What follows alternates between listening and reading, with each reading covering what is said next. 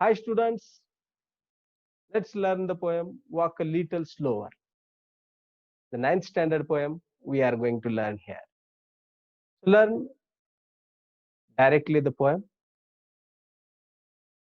Walk a little slower, daddy, said a little child so small. I am following in your footsteps and I don't want to fall. In this poem, in this stanza of the poem, we find here, आता आपल्याला इथं लक्षात येतं की या poem मध्ये एक छोटस मूल आपल्या वडिलांना बोलत आहे. काय म्हणतो तो बघा, walk a little slower daddy. या पार्ट मध्ये एक छोटस मूल आपल्या वडिलांना म्हणतं, walk a little slower daddy, said a little child so small. एक छोटस मूल, अगदी स्मॉल, लहानस मूल आपल्या वडिलांना म्हणतं की डॅडी थोडं सावकाश चाला. पिताजी, बाबा, पप्पा, तुम्ही काय करा, थोडस सावकाश चाला. तर what is means walk? Walk म्हणजे काय? वॉक मीन्स चालणेच नाही फक्त. Hair walk means behave, act. तुमची वागणूक, वर्तन या सर्व अंदाजाने हा वॉक हा शब्द येथे वापरलेला आहे. Walk a little slower daddy means daddy तुम्ही थोडस सावकाश चाला, म्हणजे तुम्ही सांभाळून वागा. I am following in your footstep, कारण मी तुमचं अनुकरण करत आहे. Why the child is asking the father to walk slowly. इथं एक चाइल्ड आपल्या वडिलांना स्लोली वॉक करायला का सांगते? त्याचं कारण काय आहे? त्याचं रिझन आहे, because child is following the footsteps of the father. तो वडिलांच्या पाऊल खुणांचं अनुकरण करतोय, म्हणजे वडिलांचं अनुकरण करतोय. द फुटस्टेप्स म्हणजे नॉट ओनली द फुटस्टेप्स, फक्त पावलांच्याच खुणा नाही, the marks of the steps नाही, तर फुटस्टेप्स म्हणजे the behaviour of the father. वडिलांच्या वर्तनाचं अनुकरण लहान लेकरू करत असतात. आणि म्हणून लहान लेकरू म्हणतो की walk a little slower daddy. म्हणजे वॉकचा अर्थ कळाला असेल तुम्हाला. वॉक म्हणजे वडिलांना सांगतोय की मी तुमचं अनुकरण करतोय, म्हणजे तुम्ही काय केलं पाहिजे, तुम्ही खूप चांगल्या पद्धतीने वागा, कारण मी तुमचं बघून शिकतो. तुम्हाला तुमचं मूल कसं हो वाटत असतं, जसं हो वाटतंय ना तसं तुम्ही वागा. कारण तुम्हाला जर वाटत तुमचं लेकरू खूप चांगलं निघावं वाटत असेल, तर तुम्ही पहिल्यांदा चांगलं वागा. Walk little slower daddy, said a little child so small. I am following in your footsteps and I don't want to fall. आणि मला पडायचं नाही. मी तुमच्या फुटस्टेप्सचं अनुकरण करत तुमच्या मागे मागे येतोय. मी तुमचं अनुकरण करत तुमच्या मागे येतोय. मग अनुकरण करत असताना मला फेल, फॉल, पडायचं नाही, अपयशी व्हायचं नाही. फॉल मीन्स हेअर मला अपयशी व्हायचं नाही. तुमचं अनुकरण करतोय म्हणजे मी इथं सक्सेसफुल झालो पाहिजे. तुमचं अनुकरण करत करत मला लाईफ मध्ये पुढे पुढे यायचंय. हा चाइल्ड आपल्या वडिलांना बोलत आहे. एक छोटासा चाइल्ड आपल्या समोर बोलत असलेलाच आपल्याला दिसून येत आहे. लक्षात येतंय इथपर्यंतचा भाग? To walk a little slower daddy या पोएम मध्ये काय सांगतो चाइल्ड. नाउ द क्वेश्चन, याच्यावर एक काही प्रश्न विचारतोय मी आपल्याला. काही प्रश्नांची उत्तरं बघूया आपण त्या अगोदर. In this line letter S is repeated. Said, so, small या 3 वर्ड मध्ये लेटर यस रिपीटेड आहे. आणि खाल्ल्या लाईन मध्ये फॉलोइंग फुटस्टेप्स यांच्यामध्ये लेटर एफ इज रिपीटेड आहे. If the letters are repeated deliberately, जाणीवपूर्वक जर लेटर्स रिपीटेड वापरलेले असतील कवीने, तर त्याला आपण अलिटरेशन फिगर ऑफ स्पीच असं म्हणतो. बघा, if the letters are repeated, जर लेटर रिपीट येत असतील तर काय म्हणतो आपण त्यांना? Alliteration figure of speech. तर small and fall rhyming pairs, या ठिकाणी आपल्याला स्मॉल आणि फॉल या रायमिंग पेअर्स मिळतात या स्टांजामध्ये. What is means walk here? आता आपण जे पोएमचा स्टांजा बघितला त्याच्यातला वॉक म्हणजे फक्त चालणेच असा अर्थ आहे का? तर walk means, the word walk does not refer only the act of walking. फक्त चालण्याशी संबंधित ऍक्ट याला वॉक असं म्हटलेलं नाही. तर it means the act of acting, behaving and presenting, ज्या स्वरूपामध्ये आपण समोर सादरीकरण करतोय आपल्या जीवनाचं, दॅट इज वॉक. आपण जे वर्तन करतोय दॅट इज वॉक. त्याला वॉक अशा अर्थाने कवीने या ठिकाणी वापरलेलं. कवी म्हणतोय walk a little slower daddy, म्हणजेच तुम्ही काय करा, ऍक्टिंग, बिहेविंग, प्रेझेंटिंग हे स्लोली करा, जेणेकरून मला ते कळेल, आणि व्यवस्थितपणे करा, जेणेकरून मी तुमचं अनुकरण करतोय आणि मी पडणार नाही, म्हणजे मी जीवनामध्ये अपयशी होईल. Walk means, do you understand what does it means? Walk म्हणजे सगळ्यांना लक्षात आलेलं असेल. Walk means acting, behaving and presenting ह्या साऱ्या गोष्टींना मिळून कवी काय म्हणतोय, वॉक हा शब्द कवीनं वापरला. What is means footsteps? आता इथे फूटस्टेप्स म्हणजे पावलांच्या खुणाच का फक्त? Footstep means action, action of father, वडिलांची ऍक्शन, बिहेवियर त्यांचं वर्तन, मॅनर ज्या पद्धतीने ते वागतात, ती रीत चाल, and so many things which father performs आणि ज्या गोष्टी वडील परफॉर्म करतात त्या गोष्टींना इथं फूटस्टेप्स असं म्हटलेलं आहे. I hope you understand. तुम्हाला कळतं असं वाटतं मला. I hope you understood the point. What is means fall? या ठिकाणी फॉल हा शब्द काय वापरलेला आहे? Fall means he does not want to fail. फॉलची मिनिंग काय आहे? तर या ठिकाणी the child doesn't want to fail, त्या चाइल्डला अपयशी व्हायचं नाही. He doesn't want to be unsuccessful while following his father. वडिलांचं अनुकरण करत असताना त्याला जीवनामध्ये अपयशी बनायचं नाही. म्हणून तो म्हणतो, walk little slower daddy, I am following your footsteps. व्यवस्थितपणे वागा, व्यवस्थितपणे बिहेव करा, सावकाशपणे वागा म्हणजे व्यवस्थितपणे वागा, व्यवस्थित बिहेव करा. जेणेकरून मी तुमचं अनुकरण करतोय आणि मी तुमचं अनुकरण केल्यानंतर मी अपयशी ठरलो नाही पाहिजे. म्हणजेच तुमचा मुलगा तुमच्यासाठी यशस्वी बनायचा असेल, तर तुम्ही यशस्वीपणे वाटचाल करा. मग तो तुमचं अनुकरण करून यशस्वी होईल. It is the best message. हा सुंदर मेसेज याच्यामधून आहे. म्हणजेच लहान लेकरं मोठ्याकडून शिकत असतात. मग मोठ्यांनी जे अनुकरण करतात त्याचंच अनुकरण, मोठे जे वागतात त्याचंच अनुकरण लहान लेकरं करायलेले असतात. हा स्टांजा या पद्धतीने आपल्याला पोएटने sometimes your steps are very fast. Sometimes your steps are very fast. म्हणजे काही वेळेस तुमच्या पावलं ही खूप जलद असतात. Sometimes they are hard to say. कधी-कधी कळतही नाही की तुम्ही कसे वागता. So walk little slower daddy, for you are leading me. Daddy म्हणून थोडंसं सावकाश चाला, कारण तुम्ही माझं नेतृत्व करताय. मला लीडिंग करताय, मला घेऊन पुढे निघालेले आहेत तुम्ही. मग मला घेऊन जर पुढे जात असाल, तर मला समजेल असं वागा.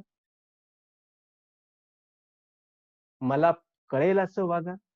माझ्या बालमनावरती कुठलेही वाईट परिणाम होऊ नये असं वागा. म्हणून कवी म्हणतो, sometimes your steps are very fast. कधी-कधी तुमचं बिहेवियर, वर्तन, वागणूक, चालणं हे न कळणारं असतं. Sometimes they hard to C.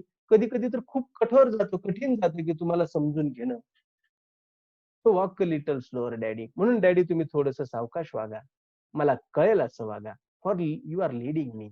कारण मी आणखीन लहान आहे आणि तुम्ही माझं नेतृत्व करताय. तुम्ही जर नेतृत्व प्रभावी केलं, तर मी नक्कीच जीवनामध्ये प्रभावी होईल. असा हा छोटासा लहान कवी आपल्या वडिलांना अनुसरून या ठिकाणी सांगतो. Now look here, alliterations example again. Sometimes steps, sometimes see, so slower. In these words, letter S is repeated. या ठिकाणी letter S repeated आलेला आहे. म्हणून या तिन्ही लाईन मध्ये पोएट्रीच्या alliteration figure of speech mention केलेले आहे. Now the next stanza of the poem. Someday when I am all grown up, जेव्हा मी मोठा होईन ना, you are what I want to be. You are what I want to be. मला माहित आहे का? तुम्ही कोण आहात आज? जे मला बनायचं आहे ते आज तुम्ही आहात. प्रत्येक लेकरासाठी त्याचे वडील त्याच्यासाठी आदर्श असतात आणि त्यांचे रोल मॉडेल असतात. त्यांच्यासारखे बनण्याची स्वप्न लेकरं बनतात. मग जर वडील चुकले तर लेकरू भविष्यात चुकणार. म्हणून वडिलांसाठी हा मेसेज आहे की someday when I am all grown up, जेव्हा मी मोठा होईल, you are what I want to be. आज तुम्ही कोण आहेत माहित आहे? I want to be. आणि उद्या मी तो असेल. म्हणून आज तुम्ही नीट वागा. कारण तुम्हाला वाटतं का, माणसाला हा प्रश्न विचारायचा की तुमच्यासारखं तुमचं लेकरू वागलं तर कसं? ज्या क्षणाला माणसाला असं वाटेल की माझ्यासारखं जर माझं लेकरू वागायला लागलं तर मला आनंद होईल, तर ते वर्तन माणसाचं योग्य असेल. नाही, नाही, माझ्यासारख्या चुका त्याने केल्या नाही पाहिजे असं वाटत असेल, तर तुम्ही त्याच्यासमोर चुका करू नका. हा सुंदर मेसेज कवी या ठिकाणी सांगतोय. You are what I want to be. आज तुम्ही जे आहेत ना, तुम्ही उद्या असेल. Then I will have a little child. मला सुद्धा एक छोटंसं मूल असेल. लहान लेकरू सांगतंय, I will have a little child. माझ्याकडे सुद्धा एक छोटंसं लहान बाळ असेल. Who will want to follow me. आणि ते माझं अनुकरण करायलेलं असेल. आणि ते माझ्याकडून शिकायलेलं असेल. It is a life cycle of the life. ही जीवनाची एक लाईफ सायकल आहे. आणि असंच चाललेलं असतं. आपण आपल्या वडिलांकडून, पुढली जनरेशन आपल्याकडून अशा स्वरूपाने स्टेप बाय स्टेप हे सगळे शिकलेले असतात, आपलं अनुकरण करतात. म्हणून आपण त्यांच्यासमोर कसं वागायचं हे खूप इम्पोर्टंट पॉइंट आहे. आणि हा पालकांसाठी व्हिडिओ खूप हा पोएम खूप छानपणे आहे आणि मला वाटतंय प्रत्येक लेकरांनी हे आपल्या वडिलांना एकदा पोएम दाखवणं खूप गरजेचे आहे.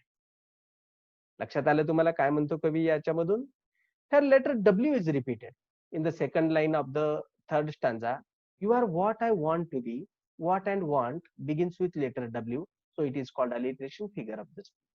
Then in the last line, who will want to follow me या लाईन मध्ये who and want in the two words letter W is repeated. या ठिकाणी वाक्याची सुरुवात W ने झालेली आहे, शब्दांची सुरुवात, त्यामुळे त्याला आपण alliteration figure of speech असं म्हणतो. And last stanza of the poem, चौथा स्टांजा या कवितेचा बघतोय आपण. And I would want to lead just right. आणि मला काय करायचं आहे, मला त्यावेळेस टू लीड जस्ट राईट, माझ्या लेकराला योग्यपणे मार्गदर्शन करायचंय. And I know that I was true. I know that I was true. आणि मला असं वाटलं पाहिजे त्यावेळेस की मी योग्य होतो. मी माझ्या वडिलांकडून शिकलो आणि मी त्यावेळेस माझ्या लेकराला शिकवत असेल. म्हणजेच तुमच्याकडून आज जे शिकणार आहे, ते मी शिकेन, तसा मी बनेन आणि पुढल्या जनरेशनला सुद्धा शिकवेन. म्हणून मला मोठं झाल्यानंतर असं वाटलं पाहिजे, की मी योग्य होतो. माझ्या वडिलांकडून मी शिकलो. म्हणून तुम्ही वॉक अ लिटल स्लोअर. म्हणून डॅडी थोडं सावकाश चाला, थोडं व्यवस्थित वागा, चांगलं वागा, जेणेकरून मी तुमच्याकडून शिकणार आहे आणि पुढल्या जनरेशनला देखील शिकवणार आहे. माझ्यापुरतंच तुमची टीचिंग मर्यादित नाही, तर माझ्यानंतर देखील पुढले जनरेशन पुन्हा माझ्याकडून शिकणार आहे. म्हणून आता तुम्ही जर व्यवस्थित राहिलात तर मी नक्कीच चांगला बनेन. मी अपयशी बनणार नाही. अशा स्वरूपामध्ये मी पडणार नाही तुमच्या फुटस्टेपचा फॉलो घेतल्यानंतर. असं एक चाइल्ड आपल्या वडिलांना म्हणतो. So walk a little slower daddy, for I must follow you. आणि आय कारण आय मस्ट फॉलो यू, मला तुमचा पाठलाग करायचाच आहे. मी केलाच पाहिजे, मी तुमचं अनुकरण केलंच पाहिजे. म्हणून त्याच्यासाठी तुम्ही नीट वागलं पाहिजे. तुम्ही खूप व्यवस्थित चाललं पाहिजे. तुम्ही खूप व्यवस्थित लाईफ जगलं पाहिजे, जेणेकरून आम्ही तुमचं अनुकरण करून शिकलो पाहिजे. तुम्ही बोलत असताना खूप व्यवस्थित बोललं पाहिजे, जेणेकरून तुमचे शब्द आम्ही शिकत असतो. अशा सुंदर शब्दांमध्ये एक छोटंसं बाळ आपल्या वडिलांना मेसेज देत आहे या पोएटच्या स्वरूपामधून. त्याचा ऑथर अननोन आहे. कुणी लिहिली हे माहित नाही कविता, पण खूप सुंदर कविता आहे. जेणेकरून प्रत्येक पालक बनल्यानंतर प्रत्येक माणसाने एकदा का होईना ही कविता ऐकावी, वाचावी आणि मग यातनं आपण मार्गदर्शन पुढल्या पिढीला करत असतो ह्याची जाण ठेवावी आणि वर्तन लेकरांच्या समोर कसं करावं यातनं माणूस शिकत. ही सुंदर पोएम आपल्या समोर आहे. Here is also would want, letter W is repeated. That's true, letter T is repeated. So we call it alliteration figure of the speech. Poem मधून आपण alliteration figure of speech ला बघू. Let's learn the central theme of the poem. Through this poem, the child wants to understand his father's action better and better.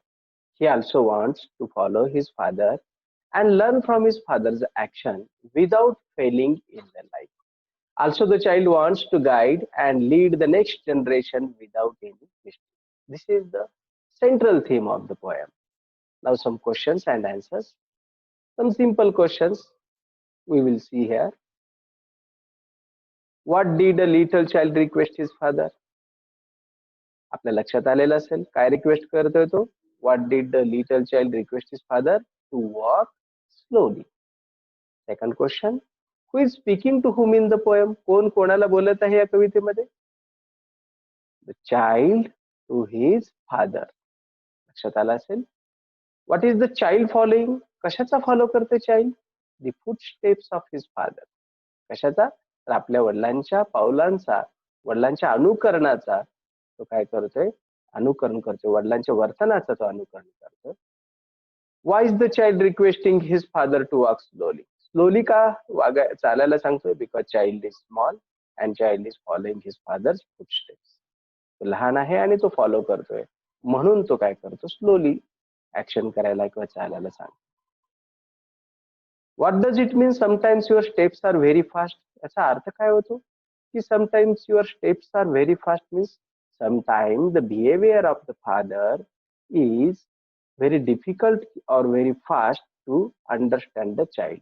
चाइल्डला समजून घेण्यासाठी त्याच्या वडिलांचं वर्तन खूप जलद असतं किंवा डिफिकल्ट असं अशा अर्थाने ते वापरलेलं आहे. आणि what does it mean sometimes they are hard to see, म्हणजे समटाइम्स चाइल्ड गेट कन्फ्युज्ड, चाइल्डला कन्फ्युज होतं की वडील जे वागतायत ते कसं वागतायत हे त्याला कळत नाही, त्याच्या समंजसपणाच्या पुढलं वर्तन दिसतं.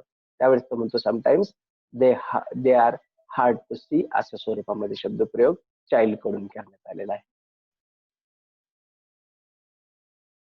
अनदर सिंपल क्वेश्चन्स, काही साधे प्रश्न आणखीन आहेत, आपल्याला फिल इन द ब्लँक्स करायचं आहे. कंसामध्ये शब्द दिलेले आहेत, त्यातील योग्य ठिकाणी योग्य शब्द आपल्याला भरायचा आहे. The dot dot is talking to its dot dot असा शब्दप्रयोग आहे. त्या ठिकाणी आपण वापरतो the child is talking to its father. The dot dot is leading and the dot dot is following. इथं कळालं असेल तुम्हाला, the father is leading and the child is following. Next third option, someday the dot dot will become a dot dot. Someday the child will become a father. काही दिवसांनी child काय बनेल, father बनेल.